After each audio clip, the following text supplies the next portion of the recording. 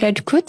ኦኬ ከአባቴ አቶ ደሊል ታምሩና ከእናቴ ወይዘሮ ሙሚና መሐመድ ኑር ነው።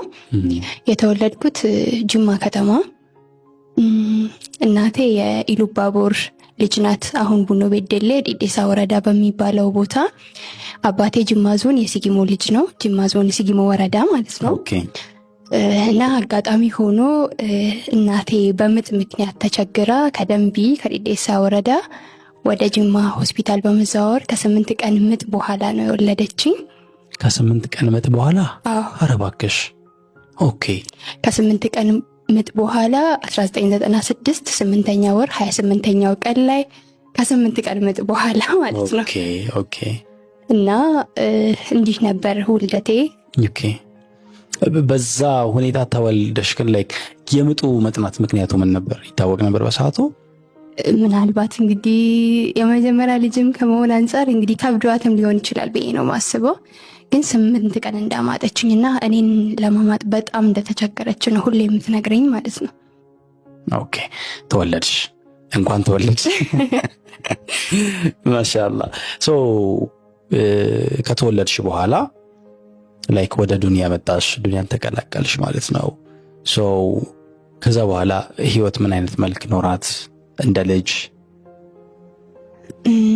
እኔ ስወለድ እንዳልኩ ምጡም ከባድ ነበር። ከምጡ ጋርም ተያይዞ ሊሆን ይችላል አይ ነው አላውቅም። ብቻ ግን በተፈጥሮ የልብ አስም የሚባለው በሽታ የመተንፈስ ችግር እንዳለብኝና ሁሌ እኔን ከወለደች በኋላ በተለይ የእናቴ ቤተሰቦች እኔን እዚህ ጋር ለማብቃት አታድግም፣ በጣም ቀጭን ነበርኩኝ ስወለድ፣ አታድግም እቺ ልጅ ትሞታለች የሚል እይታ ነበር ብዙ ሰዎች ጋር ማለት ነው። ከፋሚሊዎች ማለት ነው? ከፋሚሊም በቃ ነው። ፋሚሊ ተስፋ አድርጎ ያሳክመኛል። ሁሌ ወደ ሐኪም ቤት ወደ ድናለች ተብሎ ከሐኪም ቤት ወደ ቤት ሲወስዱኝ በድጋሚ ወደ ህመም እና እንዲህ ሲሰቃዩ ፋሚሊዎቼ፣ ሌላ ሰው ደግሞ አይ እቺ ልጅ ዝም ብላችሁ ነው የምትለፉት፣ አተርፍም፣ ትሞታለች የሚል እይታ ነበር ሰዎች ጋር የነበረው ማለት ነው። ኦኬ። እና አልহামዱሊላህ አልሞትኩም። ሶ ያን ለማለት ያነሳሳቸው መቼም ሰው ከመሬት ተነስቶ እንደዛ አይደለም አይደል? ህመምሽ ብቻ ነበር? መታመምሽ ነው? ህመሜም ነው። ቀጫጫም ነኝ መሰለኝ። በጣም ትንሽ ነኝ፣ ቀጭን ነኝ እና የመተንፈሱም ችግር ስላለ አይ እቺ ልጅ አታድግም፣ ትሞታለች የሚል እይታ። ሱብሃንአላህ። ስለዚህ በዚህ ህመም ምን ያህል ጊዜ ቆየሽ? እስከ 13 ከምናምን አመት ማለት ነው። 13 አመት? 8ኛ ክፍል አካባቢ እስከደርስ ድረስ በጣም ታመም ነበር። ህመሙ እንዴት ያለ ነው? እንዴት ነው የሚያደርገው? የመተንፈስ ችግር ነው። በቃ ሲጨንቀኝ መተንፈስ ያቅተኛል። ፕላስ ደግሞ እንዲህ ሽታ፣ ምንም አይነት ሽታ፣ አሁን ሳሙና ራሱ ሽታ ካለው አልታጠብበትም ስቲለው ማለት ነው። መጥፎ ሽታም ይሁን ጥሩ ሽታ ራስ ምታት ያነሳብኛል፣ ወዲያው ነው ያፍነኛል። ኦኬ። እና ያ ነገር አሁን አልহামዱሊላህ ቀንሷል። ግን ሲጨንቀኝ አሁንም አለ። ሲጨናነቅ መተንፈስ ያቅተኛል። ኦኬ። አሁን አልተጨናነቅሽ ማለት? አልተጨናነቅም። በጣም ጥሩ። ስለዚህ ህመሙ እስከ 13 አመት ድረስ ኦሬዲ አብሮሽ ቆይቷል ማለት ነው። ቁርአን እንደ ሐፈዝሽ ሰምቻለሁ። ቁርአን ሐፊዝ ናት ብሎኛል። ላይክ ሙሉ ነው ወይስ ይሆን ያህሉን ነው ያሐፈዝሽው?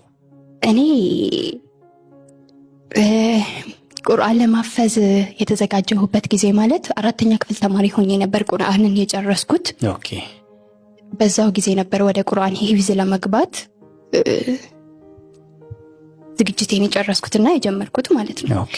ግን ጀምሬ ከትምህርት ጋርም ይሁን ከእድሜ አንፃርም ይሁን ግን በጣም የከበደኝ ይመስለኛል። እኔ አልከበደኝም፣ ግን በቃ ቁጭ ብዬም ፌንት ጭራለሁ ምናምን ወድቃለሁ። ለምን ሐቂቃ አላውቅም። በቃ ማለት ቁጭ ብዬም ቁርአን በጨረስኩበት ሰዓት ኡስታዝ በጣም ደስ የሚሉ ኡስታዝ ነበሩ ቁርአን ያስጨረሱኝ።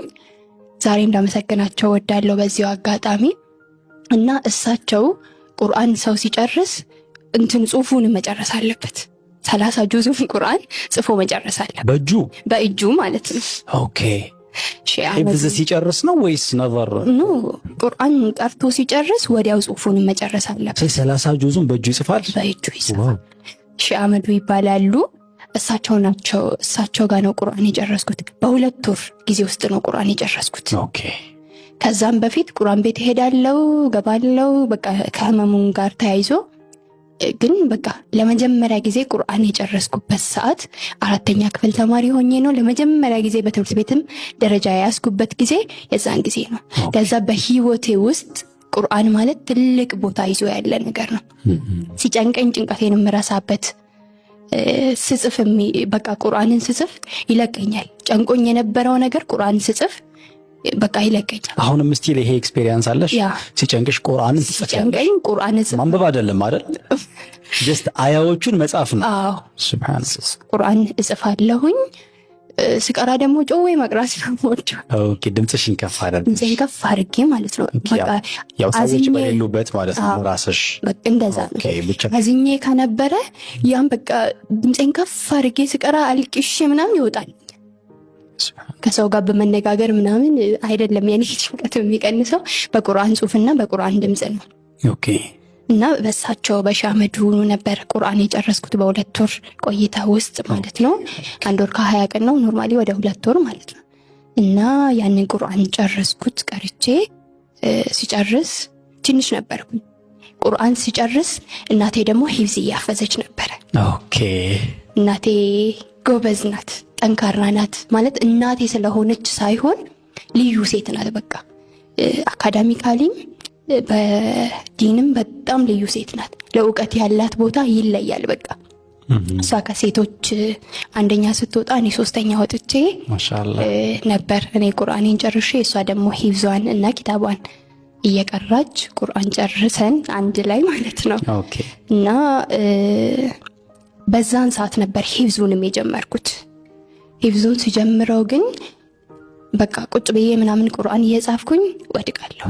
ስወድቅ ከከፍታ በጣም ከትልቅ ከፍታ ላይ እንደሚወድቅ ሰው ዝቅ ካለ ቦታ እኮ ነው የወደኩት። እንደዛ አይነት ስሜት ነው የሚሰማኝ። ኦኬ። ማሐፈዝ ስትጀምሪ ነው? አዎ ማሐፈዝ ሲጀምር ማለት ነው። 2ኛ ጁዝ ምናምን የጀመርኩ ይመስለኛል። ከበቀራን ያነሳሁት ወዲያው ነበር ኡስታዝ ሼህ አህመዱ የሚባል ኡስታዝ በቃ ታቁምና ኪታቦችን ብቻ ተቅራ። ሒፍዝ በሐፍዝሽ ቁጥር እያመማት ነው? እያመመኝ ነው የመጣው። እኔ ግን ያ ህመም አይታየኝ። ለነሱ ነው የሚታያቸው መሰለኝ። እኔ እድሜ ኦልሞስት ወደ 9 ምናምን አካባቢ ነው። ኦኬ። ያ ህመም እኔን አይታየኝ። ሒፍዝ ስትጀምሪ ማለት ነው 9 ዓመትሽ? አዎ በቃ ማለት ሰው መሀል ተቆሞ ነው የሚታፈዘው። ይሄ የቁርአን ቤታችን ህግ ነው። ኦልሞስት 300 ምናምን አካባቢ ሰዎች ናቸው ያሉት። እናቶች 100 ምናምን የሚሆኑ ወንዶች እና ሴቶች ማለት ነው የምታሰሙት ማለት ነው። አዎ ቆመን ነው የምናፍዘው። ኦኬ። እና ቆሜ ምናምን እወድቃለሁኝ።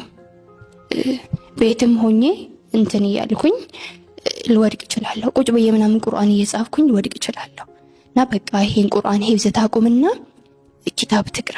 ምክንያቱ ምንድነው? ለማወቅ አልተሞከረም የምትወድቂበት?